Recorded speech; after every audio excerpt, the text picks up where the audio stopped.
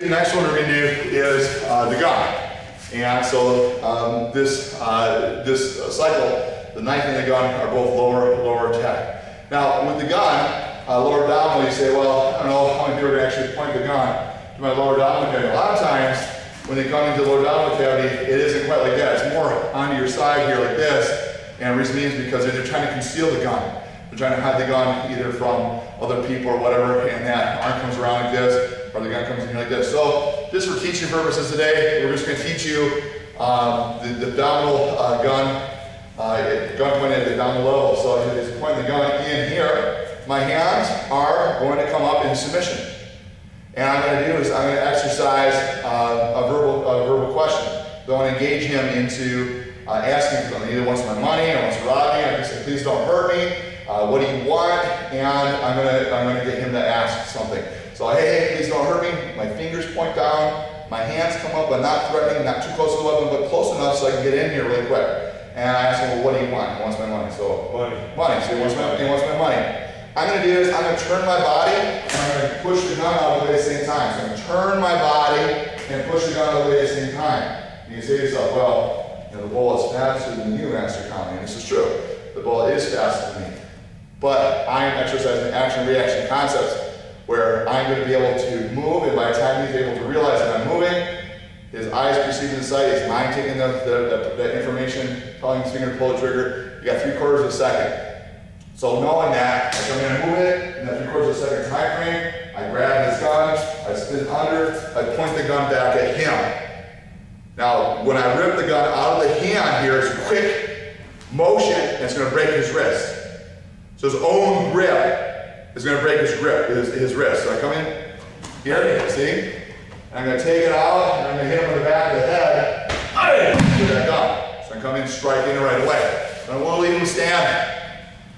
I don't want to talk to him afterwards. I want to get out of it right away. Now if the gun discharges while it's facing him, well, then it simplifies the technique a little more. So, you know, as you're dealing with the guns in the lower, go ahead and put the finger in the trigger. A lot of times when we're practicing, we tell the students not to put the finger in the trigger guard, because the finger is stuck sometimes and you hurt the finger. But I won't hurt Mr. Kleinke today too much. Sure. So over here, my hands are open here. I move in, I move the gun away. I grab the barrel. I grab the barrel. Make sure you grab the barrel of the gun. I step under, I spin, and I face it here. It discharges. Boom. I still follow through that whole technique. I don't ever assume that it's done. I rip that gun out of the hand, I break the wrist, you see the finger got stuck here, and I come in, and I hit him with the gun. I never ever point the barrel back at me when I'm hitting him. I keep that barrel facing outward, and I strike down. And then I get out of there. So you always want to follow that 20-foot rule. You want to get away from that person 20 feet right away. Well, I say keep running. But in law enforcement, we say 20-foot, you want the 20-foot rule at least. If you're going to try to hold them at bay there. But I suggest running and calling the police right away. Next one we're going to be showing is what's called the unsecured choke. Now, the terminology on this is secure choke and unsecured choke. A secure choke, when you're choking someone, you come around and you pull him back and you bring your other arm into play and now it's secure. You can secure it many different ways. You can secure it with the arms. You can also secure it with your uniform. This is considered a secure choke too.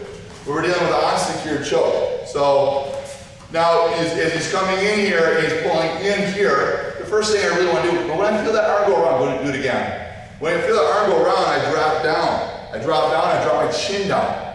I drop forward. I come in here, see now I'll wipe your arm around. It makes it really difficult. Let's just say if he actually got in a little further. Came in, go ahead and come in and choke. I drop that chin down. You see my chin's behind the arm. And I reach around and I grab into that carotid artery. You can't see this right now, but right now this hand here is clawing into the carotid artery, and this hand's going to dig into the eye socket. So you come in, you come around here, and you fall through here. So from here, watch again. So this is a really good technique. You can do this from a secure choke too. You can do it from a secure choke, a rear naked choke from behind. You peel back here and grab the carotid artery, you dig your fingers into the eye sockets. I guarantee the person's going to let go of you. You don't even have to spin them around. You just dig into the eye sockets. The person's going to let go of you. This is why in the UFC, they don't allow any eye gouges. This is the real world. This is self-defense. So he's coming in here. He's coming into the choke here. I drop down. I reach around. And I see if I can't reach here. I go and I push him within the eye sockets, and I come in the carotid artery. I spin him around, and I come in here. I pin the head here. I drop my knee down here, and I strike into the side of the neck.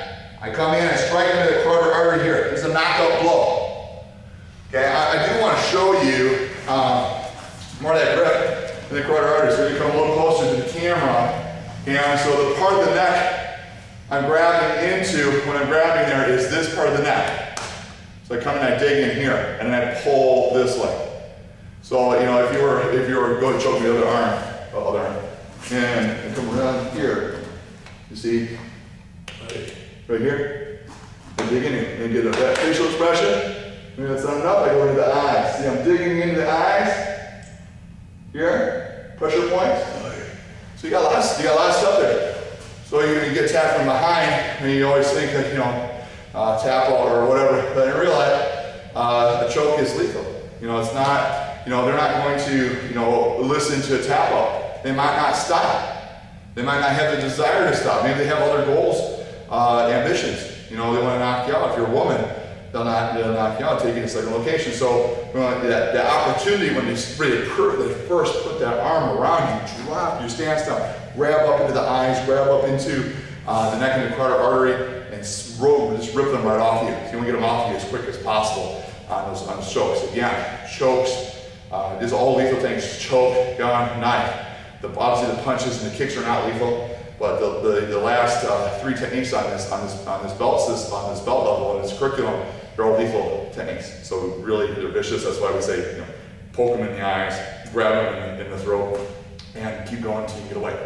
So, attention, yang, and yang. Thank you very much.